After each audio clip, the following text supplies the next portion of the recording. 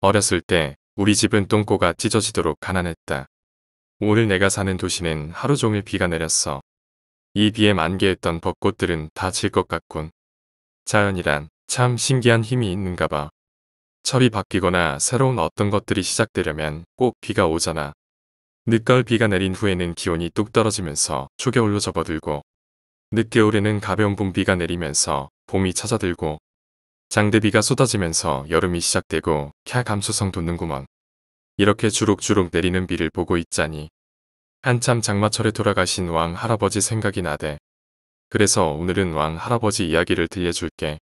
무섭기보다는 과학적인 견해로 해석할 수 없는 알쏭달쏭한 그런 이야기이니까. 임산부나 노약자도 이리이리 모여서 다들 정독해도 상관없어. 우리 가족은 내가 어려서는 농사를 짓고, 내가 조금 더 커서는 읍내로 이사를 나와 장사를 시작했고, 내가 대학에 입학할 때쯤엔 옆 동네로 주거지를 옮겨서 장사를 더욱 크게 확장했지. 어렸을 때는 정말 집이 똥꼬가 찢어지게 가난했다고 해. 정확히 몇 살 때인지는 모르겠지만 일주일 내내 밀가루죽만 먹어서 엄마한테 밥 좀 달라고 물고 떼쓰던 기억이 남아있는 걸 보면 말도 못하게 가난했었을 거야. 그런데 장사를 시작하면서부터 살림이 점점 비더니 이젠 동네에서 제법 돈 좀 있다는 소리를 듣는 축에 끼게 되었어. 그만큼 부모님이 성실하고 부지런히 일을 하셨기 때문이지.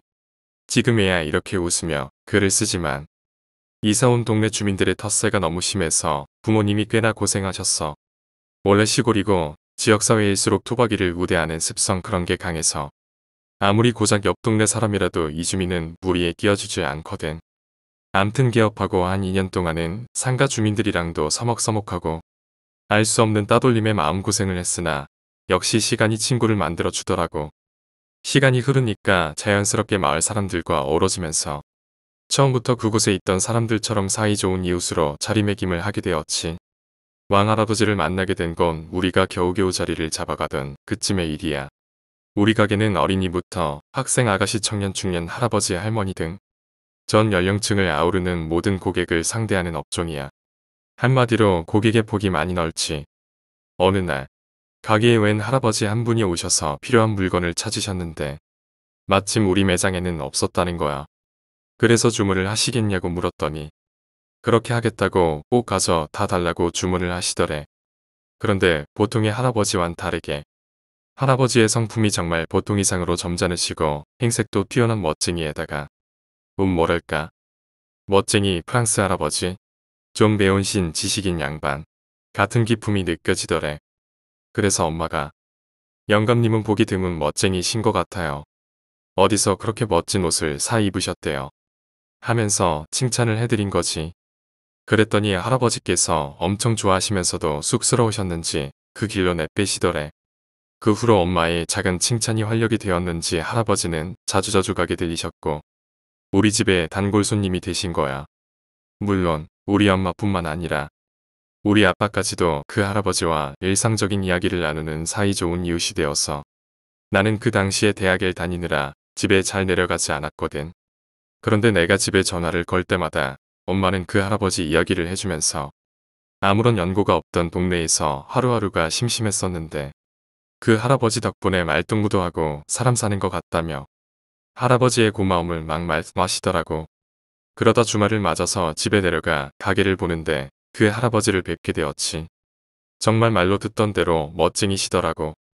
위아래 하얀 모시 한복을 갖춰 입고 하얀 중절모에 하얀색 구두를 신고 잘 정돈된 하얀 백발머리에 눈썹조차도 하얀. 와 진심 가게 문을 열고 들어오는데 간달프가 강림하는 줄 알았어. 어색해서 쭈뼛쭈뼛거리며 안녕하세요 인사를 했더니 나를 아주 그냥 원래 알고 지냈던 손녀처럼 그래 학교 끝나고 올라왔구먼 하시면서 지갑에 있는 지폐 몇 장을 손에 덥석 쥐어주는 거 아니겠어. 이걸 받아야 할지 어찌해야 할지 몰라서 얼음이 되어 있자. 엄마는 그냥 받으라고 막 그래서 받았지. 그게 왕 할아버지와의 첫 만남이었어. 그날 밤 엄마랑 자려고 누워서 이리 뒹굴 저리 뒹굴거리다가 엄마에게 왕 할아버지의 이야기를 자세히 듣게 되었지. 왕 할아버지한테는 자식도 3명이나 있고 그 자식들을 다 잘 가리켜서 다들 내로라 아는 대기업에 다니고 있대. 물론 할아버지 연세가 많으시니까 그 자식분들도 중년이 훨씬 넘은 어른들이겠지. 할머니와 동네에서 소문난 닭살 커플로 지내셨는데 몇 해 전에 할머니께서 지병으로 돌아가시게 되어 혼자 되셨다는 거야. 그런데 하나 둘 나이가 먹어가다 보니 할아버지가 적적하기도 하고 외로웠던 거지. 돌아가면서 1년씩이라도 자식들하고 함께 살고 싶다는 의사를 밝혔더니 그 다음부터는 자식들이 약속이나 한 듯 명절에 아무도 내려오지 않더라는 거야. 그래서 송장처럼 집구석에 누워 지내느니 읍내나 돌아다니면서 쇼핑하며 지내는 게 삶의 낙이 된 거래. 그러다 어쩌다 우리 가게에 들러서 엄마 아빠와 친해지게 된 거고 그 친해진다는 게 별다를 것도 없어.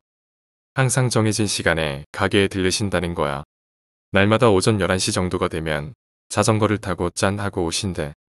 그럼 그때 시간 맞춰서 엄마 아빠랑 같이 커피도 마시고 어쩔 때는 다과도 같이 하고 또 어쩔 때는 숟가락 한 개 더 얹어서 밥도 먹고 말이야. 시간이 점점 흘러가자 할아버지는 가게에 머물다 가는 시간이 점점 늘어갔고 더 많은 대화를 할수록 할아버지와 우리 식구들은 가까워졌지.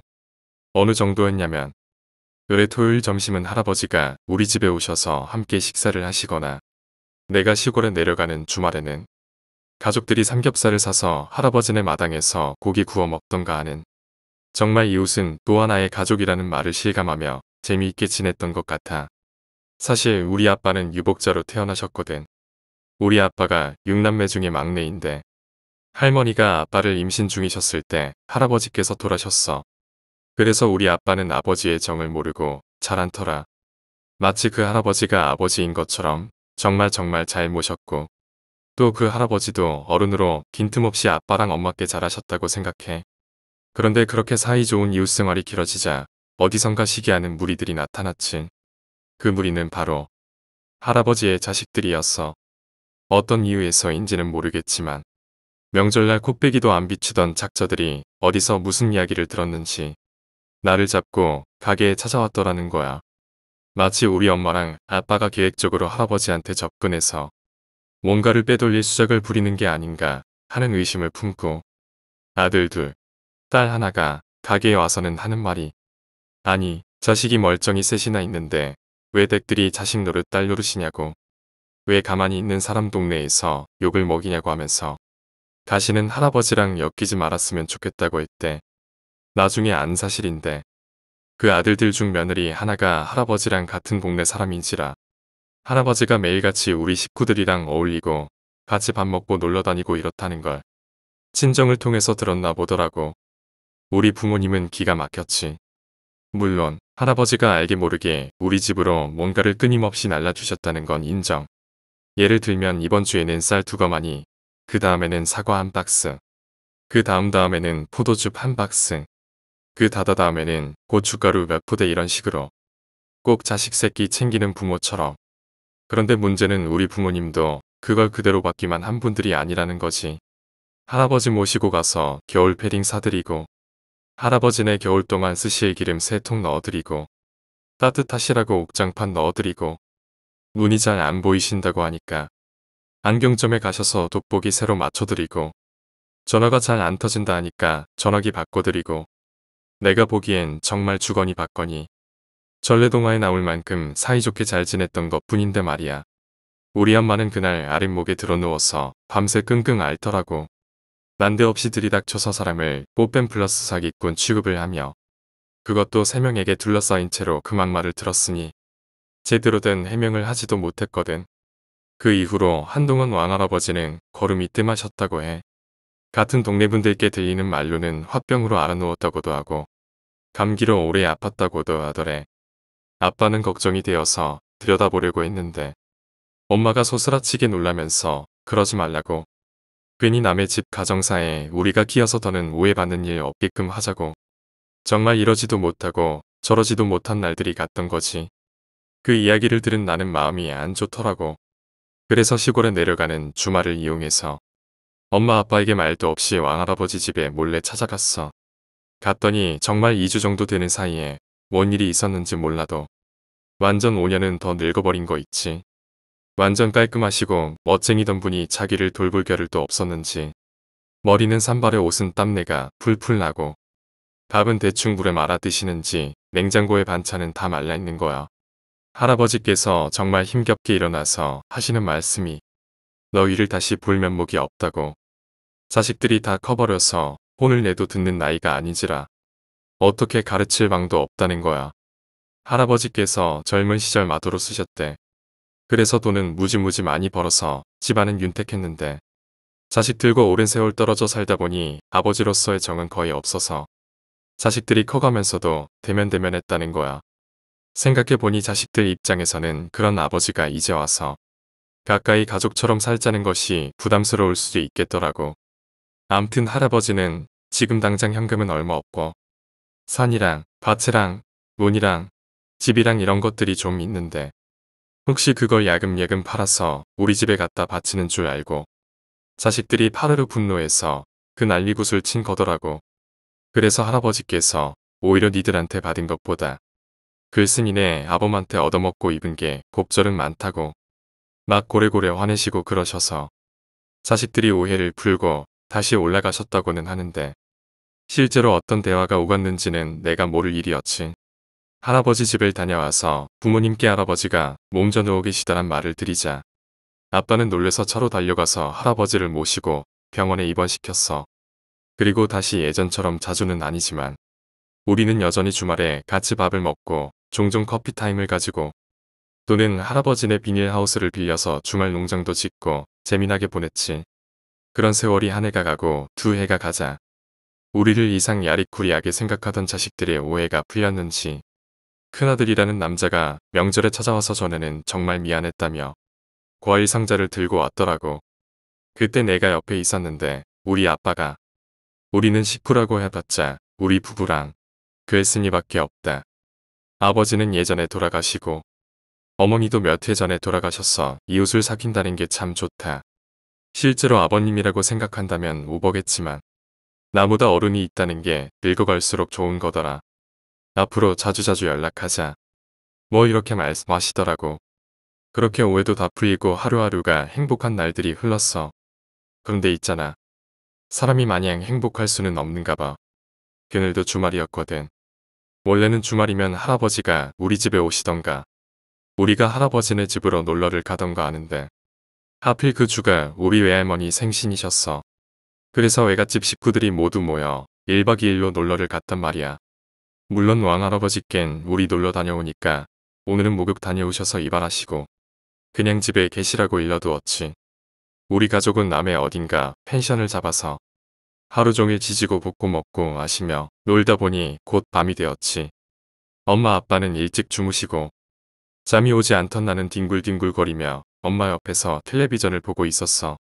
잠을 곤히 자던 엄마가 벌떡 강씨가 일어나듯이 말 그대로 벌떡 일어나더니 야, 글쓴이 핸드폰 내놔봐 핸드폰 하시는 거야.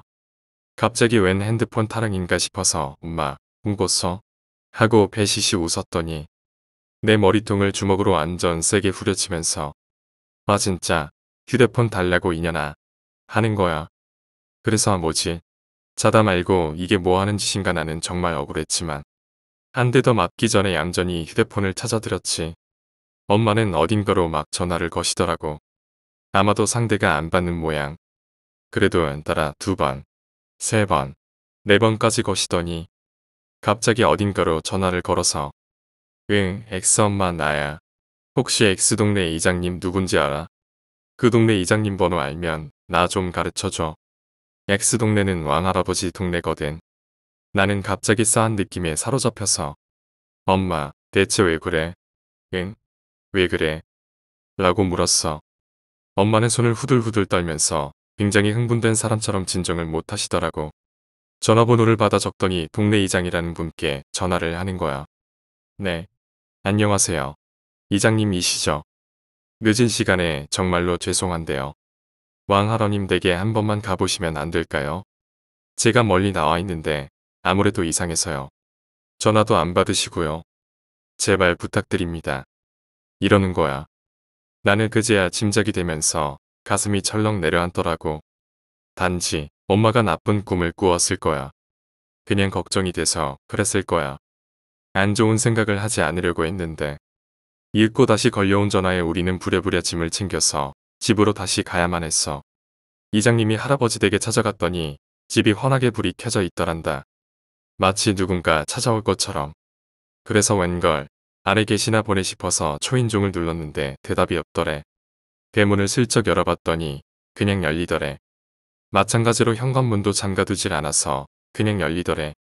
집에 들어가 봤더니 하얀색 두루마기에 모자까지 쓴 채로 소파에 앉아 돌아가셨더래. 처음엔 할아버지가 그렇게 앉아 계신 채로 텔레비전을 보고 계신 건 아닌지 생각했는데 불러도 기척이 없고 흔들어도 미동이 없어서 피부를 만져봤더니 살아있는 사람이 아니었다지. 그렇게 왕할아버지는 돌아가시게 되었어. 차를 타고 집으로 돌아가는데 정말 기다렸다는 듯이 비가 퍼붓더라고. 정신없이 부랴부랴 할아버지의 장례를 치르게 되었고 우리는 틈나는 대로 장례식장을 오가며 일손을 도왔지. 그런데 탈상을 하루 앞둔 새벽 할아버지 자식분들이랑 우리 엄마 아빠랑 술잔을 주거니 받거니 하며 할아버지와의 추억을 곱씹고 있던 중 큰아들 되는 분이 엄마에게 묻더라고. 그런데 그 시간에 아버지 돌아가신 거 어떻게 알았냐고. 모두들 엄마 이야기를 듣고 싶다는 눈치더라고. 사실 나도 궁금했는 거. 모두가 궁금해하자 엄마가 차분히 말씀을 해주시더라. 내 짐작처럼 엄마는 꿈을 꿨대. 꿈속에서 할아버지가 평소에 아껴 입던 하얀 모시옷을 입으시더래. 그러고는 활짝 웃더란다. 그리고는 한지로 된 종이 신발을 조심조심 신으시더니 어디선가 나타난 하얀 소등에 올라타셨다는 거야. 왠지 그 모습이 불길해서 아버지, 내리세요. 내려요. 하고 흰 소등에 올라탄 할아버지를 끌어내리려고 했는데 할아버지가 괜찮아. 나는 이제 가. 너는 30년 후에나 오너라. 하시고는 흰 소를 채찍으로 내려쳐서 터벅터벅 안개 사이로 사라졌다는 거야. 엄마는 그대로는 보낼 수가 없어서 짙은 안개 속을 계속 달렸대. 한 치 앞도 안 보였지만 왠지 계속 달리면 할아버지를 따라잡을 수 있을 것만 같더라는 거야. 그런데 정말로 숨이 턱 밑까지 차오를 만큼 달렸더니 안개 속에서 앞서가는 흰 소 궁둥이며 꼬리가 보이더래. 손을 뻗어서 앞서 달리는 흰 소 꼬리를 붙잡았더니 할아버지가 정말 생전 본 적 없이 성난 얼굴로 뒤돌아보며 땡땡어멈, 내가 정녕 나를 따라오려고 그래. 어서 그 손 치우지 못하겠어. 하면서 채찍으로 손목을 사정없이 내리쳤다는 거야. 그 고통이 얼마나 심했는지. 사실 아파서 잠에서 깼는데 깨고 보니 보통 꿈이 아니었다는 거지. 그 이야기를 하자 옆에서 술을 드시고 계시던 동네 왕할아버지 친구분들께서 너는 그 꼬리 붙잡고 계속 달렸으면 왕할아버지랑 같이 저 세상 간 거야. 정 떼고 가려고 그랬는가 보다. 라고 하시더라. 어쨌든 저쨌든 그렇게 왕할아버지는 우리의 곁은 떠났고 한동안 우리 부모님은 많이 슬퍼하셨어. 나 역시 그리고 한두 달이 흘렀나. 할아버지 집을 처분하겠다고 자식들이 이것저것 짐을 정리하다 발견했다며 우리 부모님께 통장 한 개를 내밀더라고.